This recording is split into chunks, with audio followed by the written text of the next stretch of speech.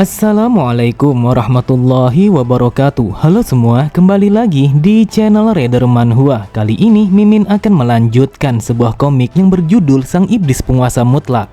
Dan apabila kalian masih bingung dengan alur ceritanya, kalian bisa cek deskripsi atau langsung saja menuju playlist yang ada di halaman channel ini untuk memulainya dari part 1. Tanpa basa-basi lebih jauh, mari kita masuk di part 27. Cerita dimulai setelah dimulainya pertarungan Jeok melawan Chen Muak. Seketika itu juga arena pertarungannya langsung berubah menjadi padang tandus yang hanya bisa disaksikan bagi mereka yang diizinkan.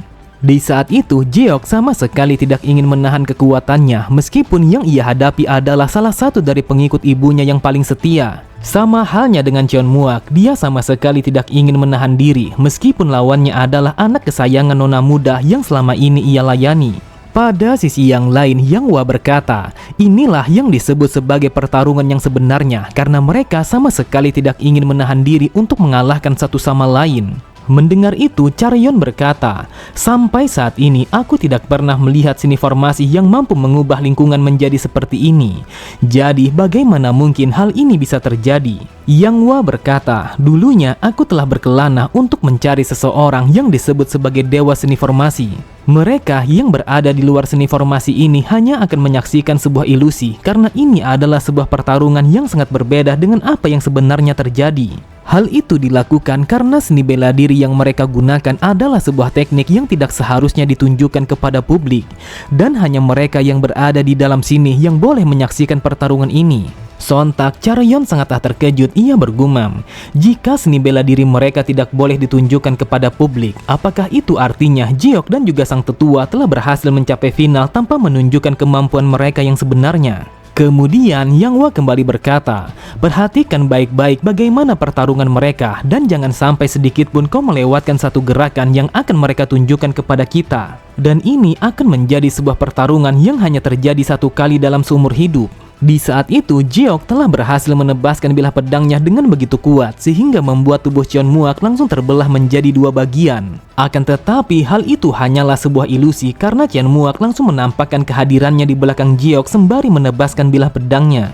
Namun, dengan sangat cepat, Jeok pun langsung memblokir serangan itu dengan memutar pergerakannya ke arah belakang.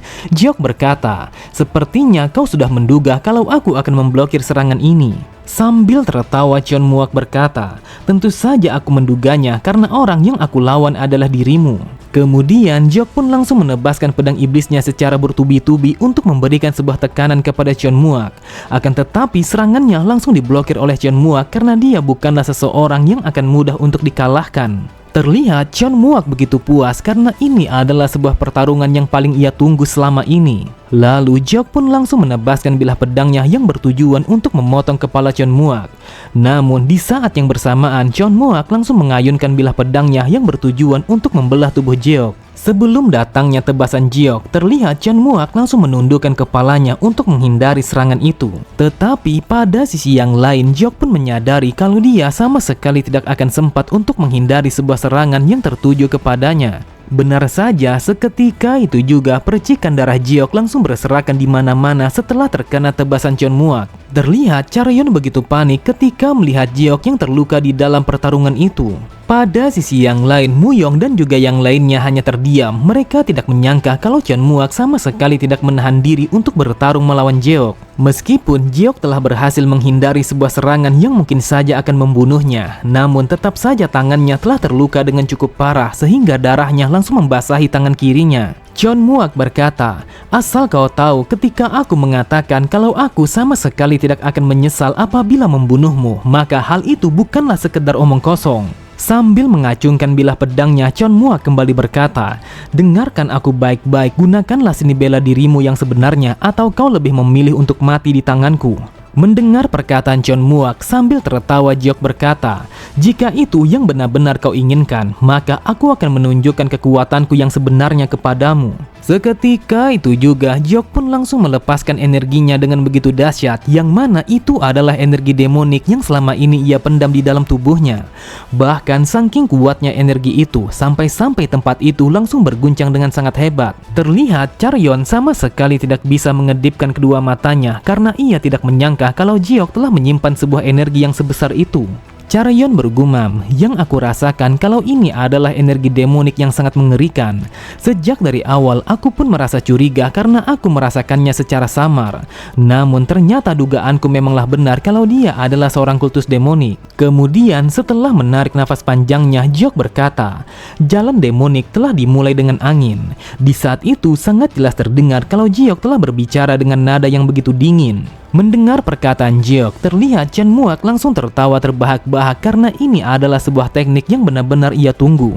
Lalu ia bergumam, setiap orang yang bergabung bersama kultus demonik selalu bermimpi untuk menyaksikan hal ini meskipun hanya sekali pada seumur hidupnya. Hal itu disebabkan karena ini adalah seni bela diri khusus sang Heavenly Demon yang dikenal sebagai 9 teknik pedang iblis malapetaka. Di saat itu, Jiok pun langsung menebaskan bilah pedangnya dengan menggunakan teknik berpedang gaya pertama yang disebut sebagai sambaran angin puting beliung.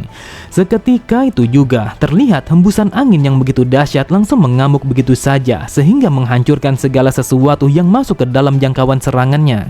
Mendapatkan serangan itu, Chen Muak langsung membentangkan bilah pedangnya untuk menahan hembusan angin yang dilancarkan oleh Jiok. Namun meskipun ia mampu bertahan dari serangan itu, akan tetapi tetap saja tubuhnya telah mengalami goresan luka yang cukup parah. Lalu Chen Muak bergumam, meskipun energi internalnya jauh lebih kecil daripada yang aku miliki, akan tetapi entah kenapa kekuatannya sangatlah luar biasa. Tetapi tanpa diduga oleh siapapun, terlihat pedang Jiok langsung memancarkan kilatan petir yang menyambar. Sambil menebaskan bilah pedangnya untuk yang kedua kalinya, Jiok mengatakan kalau dia telah memanggil datangnya guntur dan juga kilatan petir. Dan itu adalah bentuk kedua dari seni demonik pedang iblis malapetaka. Terlihat Charyeon hanya bisa menutup kedua matanya karena serpihan debu akibat serangan Jiok telah mengganggu penglihatannya. Di saat itu Jiok pun telah melayang di udara yang seakan-akan kalau dia telah berjalan pada sesuatu yang kasat mata. Kemudian Jiok pun melemparkan pandangannya ke arah bawah dengan tatapan mata yang begitu dingin. Namun dengan sangat cepat Chen Muak langsung menebaskan bilah pedangnya karena ia menyadari kalau Jiok dalam keadaan yang tidak siap. Akan tetapi serangannya hanyalah sia-sia karena Jiok masih mampu memblokir serangan itu. Sambil tertawa Jiok berkata, seperti yang aku duga kalau kau adalah seorang monster yang sangat hebat. Seketika itu juga mereka pun kembali bertarung dengan menggunakan kemampuan terbaik mereka masing-masing. Bahkan di saat itu mereka bertarung sembari memancarkan niat membunuh yang begitu mengerikan. Dengan mata yang bergetar, Charyeon bergumam, aku sama sekali tidak menyangka kalau ada seni bela diri yang sehebat ini. Ternyata selama ini kemampuan seni bela diriku hanyalah sekedar permainan anak-anak apabila dibandingkan dengan mereka. Bahkan caranya bertarung di udara seakan-akan dia adalah seseorang yang turun dari surga. Kemudian Jiok pun menggunakan bentuk kelima dari pedang iblis malapetaka, yaitu dengan memanggil makhluk surgawi. Seketika itu juga terlihat seekor naga yang sangat mengerikan telah muncul dari langit dan bersiap untuk menyerang kepada Chen Muak. Terlihat Chen Muak langsung terdiam ketika naga itu langsung mengaum dengan sangat keras sehingga membuatnya sama sekali tidak mampu untuk menggerakkan tubuhnya lagi. Benar saja, naga raksasa itu langsung menghantam Chen Muak dengan begitu keras sampai-sampai tempat itu langsung berguncang dengan sangat hebat yang seakan-akan telah terjadinya gempa bumi. Pada sisi yang lain, terlihat Charyeon sama sekali tidak menyangka kalau dia akan menyaksikan sebuah kekuatan yang tidak bisa dicerna oleh akal sehatnya. Kemudian, tepat di sampingnya, Naing Lisang langsung bersiap untuk memastikan kondisi Chen Muak.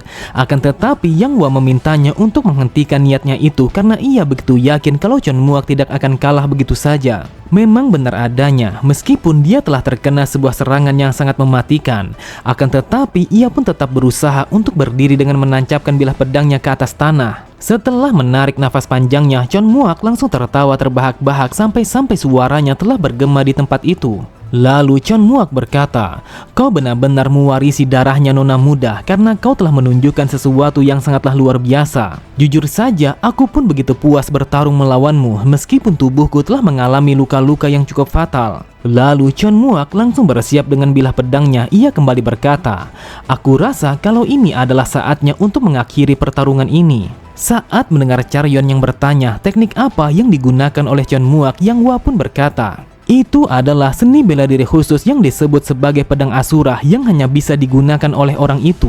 Dan itu adalah sebuah teknik pedang terkuat yang membuatnya mendapatkan sebuah julukan sebagai sang pedang iblis. Apabila Jiok menggunakan bentuk ketujuh dari 9 teknik pedang iblis malapetaka, maka teknik berpedang yang digunakan oleh Chon Muak mungkin saja akan bisa menahannya. Akan tetapi ada kemungkinan kalau kita akan mati. Tanpa pikir panjang sedikit pun, Chon Muak langsung menebaskan bilah pedangnya yang dilapisi dengan niat membunuh yang begitu kuat. Di saat itu, yang ia pikirkan adalah jika dia menggunakan seni berpedang andalannya untuk menyerang Jiok, maka ada kemungkinan kalau Jiok akan menunjukkan kepadanya bagaimana teknik puncak dari seni berpedang yang ia kuasai. Sebelum datangnya serangan Chon Muak, Jiok pun langsung mengangkat bilah pedangnya dengan begitu tinggi, yang mana itu adalah bentuk ketujuh dari pedang iblis malapetaka yang disebut sebagai kekuatan serangan iblis. Di saat itu, jiwanya telah dipenuhi oleh bisikan iblis yang memintanya untuk membunuh Chon Muak dengan tebasan itu. Cerita berpindah, terlihat Sorin dan juga istrinya telah sampai pada hamparan bunga yang merupakan sebuah jalan untuk menuju kepada dataran tengah. Sorin berkata, aku tidak mengerti mengapa anak itu telah mengejar sebuah mimpi yang sangat mustahil seperti ini. Sambil memegang setangkai bunga, istrinya berkata, apakah kau sama sekali belum bisa memahami mengapa anak kita ingin mengejar mimpi itu? Hal itu disebabkan karena di tubuhnya ada darahku. Apakah kau lupa kalau aku dulunya telah dijuluki sebagai raksasa?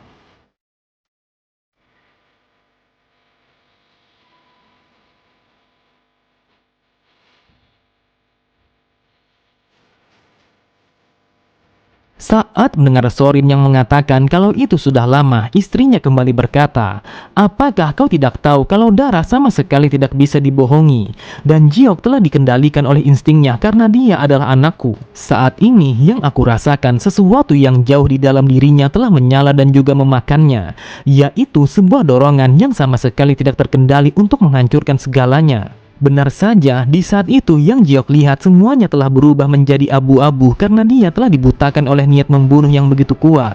Namun tiba-tiba saja kesadarannya telah kembali saat matanya telah tertuju kepada Charyon. Di saat itu ia menyadari kalau Charyon telah menatapnya dengan tatapan mata yang dipenuhi oleh kekhawatiran. Tanpa pikir panjang, Jiok pun langsung menghentikan teknik itu karena ia tidak ingin menunjukkan sisi jahatnya kepada Charyon.